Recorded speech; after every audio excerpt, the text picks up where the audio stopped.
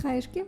Всем привет, это Дарья, и сегодня у нас вторая часть из цикла «Венгерские истории», где мне бы хотелось поговорить о том, что волнует всех и каждого, вне зависимости от того, где он родился, вырос, сколько он зарабатывает. И эта тема особенно волнует голодных студентов. Это, конечно же, еда. И нет ничего более насущего в этом плане, как мне кажется, чем поговорить о том, как отличается продуктовая корзина между разными странами. Здесь я бы хотела рассказать, какая разница между продуктами в России и в Венгрии, насколько сложно порой найти что-то, и сложно ли, и насколько тяжело, имея СНГшные привычки в еде, готовить то же самое здесь, в Венгрии. С этого мы и начнем, то есть мы сравним продуктовые корзины. В целом, продуктовая корзина, по моему мнению, совпадает с тем, что я обычно покупаю, живя в Сибири. Возможно, продуктовая корзина будет отличаться, если вы живете, допустим, на Дальнем Востоке, или наоборот, живете ближе к Москве, поскольку там может быть чуть большее разнообразие каких-то продуктов, но в целом по Сибири плюс-минус продуктовая корзина не сильно отличается, и поэтому я буду сравнивать в основном с этим регионом, но, как по мне, я особо не нашла различий. То есть, если кто-то меня спрашивает, всего ли мне хватает, не скучаю ли я по каким-то продуктам из моей культуры, из моей любимой кухни и так далее, то среднестатистически я отвечаю, что нет, не скучаю, потому что на самом деле все, что я обычно ем, я могу купить и здесь, в Венгрии. И это на самом деле неплохо. Это объясняется многими причинами. Во-первых, как минимум, мировые корпорации, которые продают продукты питания, ну и не только их на самом деле, как в России, так и в Европе, они на самом деле поставляют одно и то же. Есть небольшие различия в ассортименте каких-то продуктов. То есть, допустим, шоколад. Он может быть чуть с большим количеством вкусов здесь, чем в России, но те же самые марки существуют. То есть, та же самая Милка, Риттер Спорт, Марс и Сникерс, Плерон, все вот эти вот известные бренды. Не спорю, что, может, это не самый дешевый шоколад в российском сегменте, но, скажем так, здесь есть и местные аналоги более дешевых брендов, то есть в этом плане всегда можно найти что-то по своему вкусу, но плюс-минус такие продукты совпадают.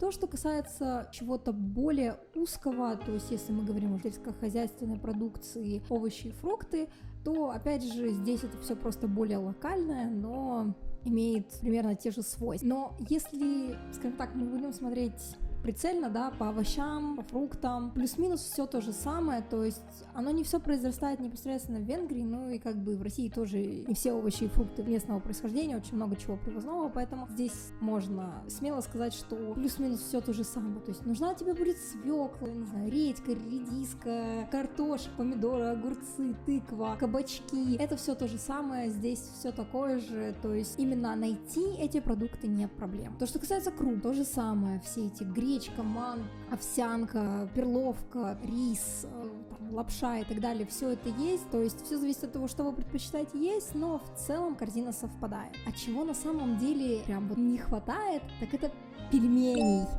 Вот серьезно, из всего, что я ем, единственная вещь, которой мне и не хватает, вообще нет ни в каком виде, это пельмени. Я не знаю почему, но это единственная вещь, по которой я скучаю, и я не смогла найти каких-то местных аналогов, которые бы мне понравились. Мы даже находили здесь вареники, по-моему, с творогом, и кто-то из моих знакомых пробовал и сказал, что, в принципе, даже вкусно и похоже на наши вареники, хотя они там были другой формы, немного другое тесто, но в целом такие же. И я полагаю, что вареники с другим вкусом тоже можно найти. Но вот именно пельменей здесь нет. И мы как-то купили попробовать фетучини. И, если честно, это было что-то очень странное. То есть фарш был не такой, как мы привыкли его видеть.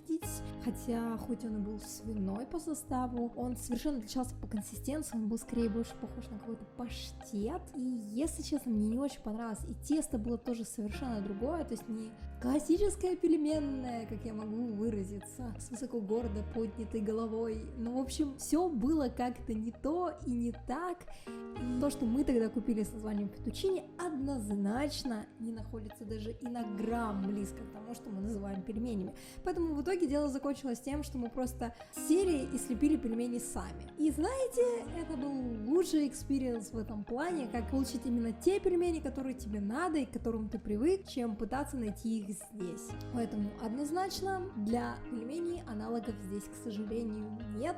И это то, с чем придется смириться, и В лучшем случае вы сможете найти пельмени, скажем, в каком-нибудь русском магазине, но вопрос цены.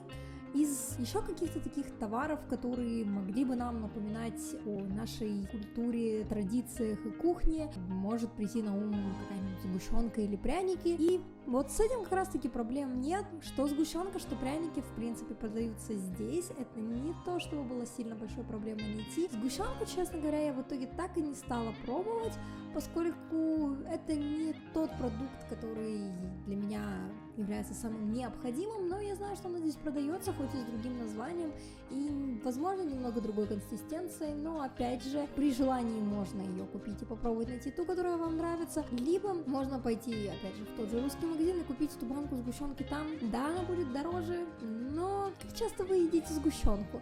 Ну, наверное, может быть, с блинчиками, с чаем, когда приходят гости, но не сильно часто, я думаю. Так что сгущенка — это тот продукт, который в случае чего можно и проигнорировать. Пряники вполне себе здесь оказались ничего. Мне понравились местные аналоги пряников, причем есть как и местное блюдо, скажем так, которое по факту продается на каких-нибудь ярмарках точно так же, как пряники в пакетах. Белые пряники, как у нас в этой сахарной глазури. Либо можно купить даже обычный темный пряник, продается точно так же в супермаркетах. И, если честно, они мне даже понравились гораздо больше, чем наши пряники, в плане того, что они более воздушные по своему структуре, консистенции, по вот этому тесту, да, более мягкая в этом плане. Хотя корочка все еще тоже жесткая и, знаете, вполне себе ничего. Так что даже любители пряников найдут, что поесть. Также всякие сушки, бараночки я тоже в каком-то виде видела, так что потенциально их можно найти, просто было бы желание. Из продуктов, которые чаще всего интересуют людей, когда они меня спрашивают про продуктовые корзины, это молочка. И здесь все на самом деле примерно то же самое, что и в России, плюс есть привлекательные дополнения, которых нет у нас. Говоря о молоке, чаще всего продается 1,5% молоко, и вот это, конечно, не то, что мне бы хотелось видеть каждый день на своем столе, поскольку, как говорит моя бабушка, молоко с процентом жира ниже 3 это не молоко, а вода, с чем я, в принципе, полностью согласна. Вот это 1,5% молоко мне как раз-таки это и напоминает, эту самую воду, покрашенную в белый. Поэтому я стараюсь найти хотя бы 2,8 и уже радоваться жизни. Ну и, собственно, вот эти 2,8 или там 3,5 это единственное, что как-то мне лично напоминает молоко по вкусу, и это то, что мне чаще всего нравится, и то, что я чаще всего люблю. Для любителей жирного молока у меня, к сожалению, плохие новости. Выше, чем 3,5 здесь молоко найти вообще невозможно. То есть, если, допустим, вы любите попить чай с 5% молоком, я боюсь, что у вас не получится это сделать, потому что действительно выше, чем 3,5 здесь просто невозможно найти в магазине. В лучшем случае вы можете купить сливки. Да, сливки здесь есть, причем во всех процентах жирности, то есть это 10, 20 и 30. Если вам нравятся сливки, то вы можете добавлять их в чай, кофе или куда вы привыкли их добавлять. Но, к сожалению, высокопроцентного жирного молока здесь нет. Что касается других молочных продуктов, как творога, сметаны, кефиров, йогуртов, это все тоже имеет эту проблему, то есть есть какой-то здесь общий такой пунктик о том, что молочные продукты не должны быть жирными. Что касается, собственно, ранее упомянутых там творога, сметаны, кефир, йогуртов, это все также есть в привычных нам форматах, то есть можно найти и творог там с 20% жирностью, и 10% жирностью. Это не особая проблема, и стоит он примерно столько же, сколько и обезжиренный творог, поэтому, если захотите, вы можете всегда его купить.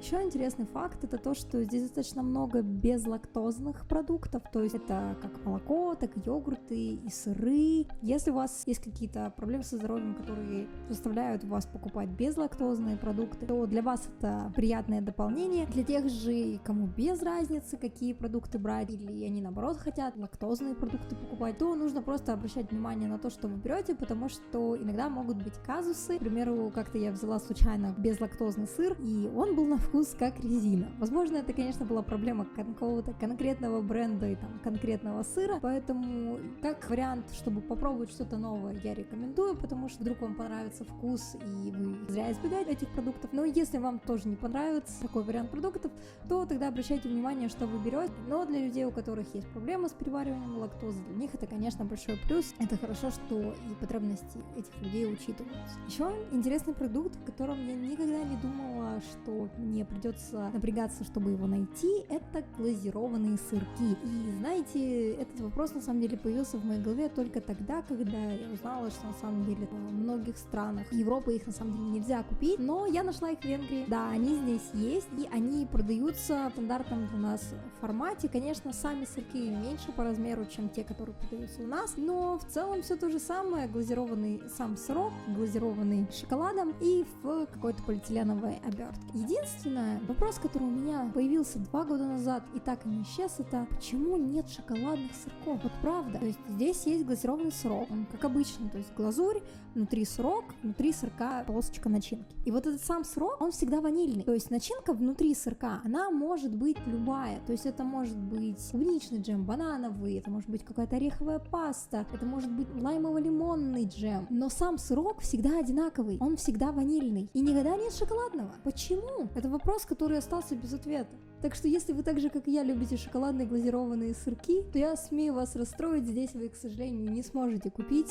Это будет одно маленькое разочарование, но в целом остальные глазированные сырки лично меня вполне устраивают, так что если вы любите просто глазированные сырки, скорее всего, вы что-то для себя найдете. Другой продукт, который также относится к разделу молочь, это, конечно же, сыр. Если вы такой же большой фанат французских мягких сыров с плесенью, как и я, то я вас поздравляю. Эта страна явно вам подойдет, поскольку здесь достаточно неплохой выбор мягких сыров с плесенью, которые можно купить в любом супермаркете. Что касается твердых сыров, здесь тоже неплохо, они есть различных видов, различных производителей, так что для любителей твердых сыров здесь также все остается таким же приятным в плане того, что вы можете найти сыр для себя. Но единственное, конечно, вам придется потратить время и силы, чтобы найти сыр нужного производителя, именно такой, как вы хотите, поскольку, конечно, производители у нас не повторяются. И для моих зрителей, которые любят колбасные сыры, у меня есть тоже хорошая новость. Не переживайте, колбасный сыр сохранен здесь, и даже вы сможете найти для себя тот, который понравится вам. Я знаю, что он здесь продается в разных видах. Я лично небольшой его фанат, но я знаю, что его можно купить, и, скорее всего, вы сможете найти тот, который понравится вам, поскольку, как минимум, моя подруга, которая любит колбасный сыр, для себя смогла что-то найти. И последняя часть с звездочкой — это продукты, вкус которых отличается, по моему мнению моих знакомых, но на деле может быть и не принципиально для вас лично. Продукты, с которыми лично у нас были вопросы, к примеру, чай. Если честно, найти хороший чай в рассыпную здесь достаточно сложно оказалось для нас, поскольку в целом здесь в основном пьется пакетированный чай, и даже его выбор недостаточно широкий, как по мне. То есть, к примеру, у такого известного производителя, как Greenfield. В России вы можете найти в каждом магазине порядка 5-7 сортов. То в Венгрии, если честно, я видела только 2. Один — это зеленый чай Fly Dragon, и второй чай черный со смородиной. И все. И больше нет никакого другого. Есть, конечно, местные какие-то производители, но мы так и не оценили, если честно, местный пакетированный чай, хотя есть парочка-тройка производителей, которые нам понравились. Поэтому лично я решила, что мне проще привезти 2 пачечки из дома, там один зеленый, один черный, и пить его. И такую позицию приняли многие мои знакомые, но в целом чай здесь есть, его никто не отменял, он здесь не под запретом. Просто он какой-то специфичный, нам он не нравится, у него не тот вкус, не те ароматизаторы, и вот как-то все с ним не то и не так. Еще один продукт, который тоже попал в этот список продуктов, которые есть, но которые могут не понравиться, лично для меня это мед. Мне кажется, что, опять же, это тот продукт, от которого вы можете либо отказаться, либо напрячься и привезти с собой. Но, опять же, это все субъективно, и, возможно, вам местный мед понравится, вы можете его взять. А это были все продукты, про которые мне хотелось сегодня рассказать в этом выпуске. Надеюсь, вам было интересно, и спасибо, что досмотрели это видео до конца. Если у вас есть какие-то вопросы, пишите в комментариях, я буду рада с вами пообщаться. И увидимся в следующих выпусках. Пока!